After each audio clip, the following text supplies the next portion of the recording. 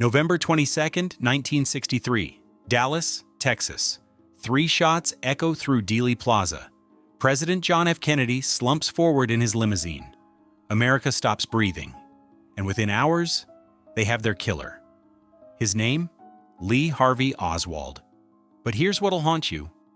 2 days later, as Oswald is being transferred on live television, a nightclub owner named Jack Ruby steps from the crowd and shoots him dead. Right there, in front of millions of witnesses, silencing him forever. And America asks the question that still echoes 60 years later. Was Lee Harvey Oswald a lone gunman, or was he exactly what he claimed to be? Just a patsy. Let me tell you who Lee Harvey Oswald really was. Born in New Orleans, 1939. Father dead 2 months before he's born. Childhood, a disaster. Moving constantly. Different schools. No stability. No love. A psychiatric evaluation describes him as emotionally disturbed due to lack of affection. Think about that. A damaged kid, desperate for attention, desperate to matter.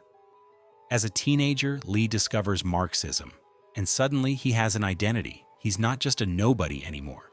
He's a revolutionary. In 1956, he joined the U.S. Marine Corps, trained in radar operation, trained in marksmanship. But even there, he's an outcast, teaching himself Russian, spouting communist ideology. His fellow Marines mockingly call him Oswaldovich. Then in 1959, Lee does something shocking. He defects to the Soviet Union, renounces his U.S. citizenship. Finally, he thinks, the Soviets will embrace him as a true believer. But the Soviets? They don't want him. They're suspicious of him. They send him to work in a factory in Minsk like a nobody. Again, Lee marries a Russian woman, Marina, has 2 daughters, but by 1962, he's disillusioned.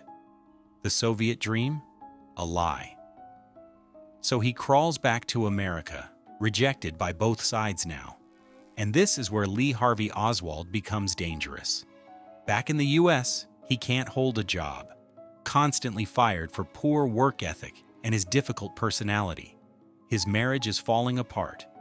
Marina later describes him as violent and unstable. He's angry at America, at the Soviets, at everyone, because in his mind, the world has betrayed him.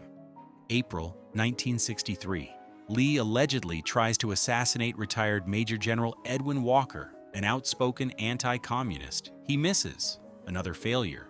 He forms a one-man chapter of the Fair Play for Cuba Committee. One man, playing revolutionary, desperate to be important.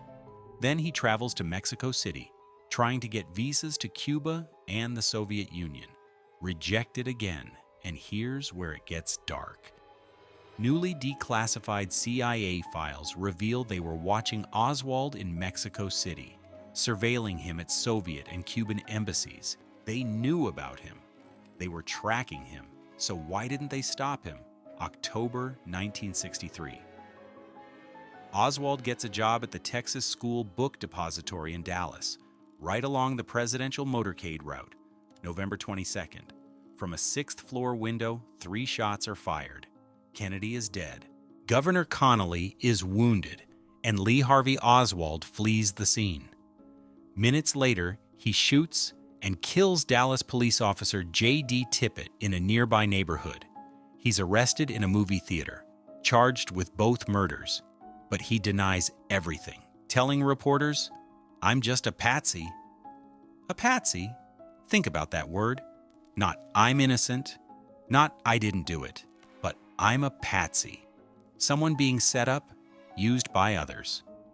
Then November 24th, live on national television, Jack Ruby shoots Oswald in the basement of Dallas Police Headquarters. Dead before he can talk. Dead before he can testify. Dead before he can reveal who, if anyone, was pulling the strings. The Warren Commission concludes Oswald acted alone. But decades later, the House Select Committee on Assassination suggests there was likely a conspiracy. The CIA was watching him. The Soviets knew him. The Cubans had contact with him. And Jack Ruby, with his mob connections, silenced him forever. So here's what keeps me awake at night. Was Lee Harvey Oswald a lone gunman driven by rage and delusion? Or was this emotionally damaged failure of a man used as a pawn in something far bigger? Did the CIA, the KGB, the Mafia, or someone else use his anger, his desperation, his need to finally matter to orchestrate the murder of a president? And if he was just a patsy, then who was really behind the trigger that day in Dallas? The truth died with Oswald in that police basement, or did it? Because 60 years later, we're still asking, still searching, still haunted by 3 shots in Dealey Plaza and one man who claimed he was just a patsy. Was he, or wasn't he?